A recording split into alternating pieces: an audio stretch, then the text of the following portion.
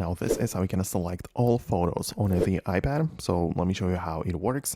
If you are first time in here, make sure you subscribe to Foxtecc so you don't miss the upcoming videos and tutorials like this one. So it depends on where the photos are, most likely part of the Photos app, like the gallery. And in there, you can basically click on the library. So you have like the view of all of your photos.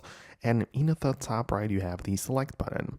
And in here, you can essentially see that when you select it, you can select only individual things, but you can as well use this gesture where you, with a swipe of your finger, kind of like select multiple different things and then just drag your finger, let it rest on the top of the screen, and every single thing is getting selected, right? So it is not just a one-click solution, but you can see that I have the ability to speed run the selection, and perhaps just in a few seconds, I can select like hundreds, if not thousands of photos. So as I say, it's not a one-click solution to select all, but I can do it with this gesture.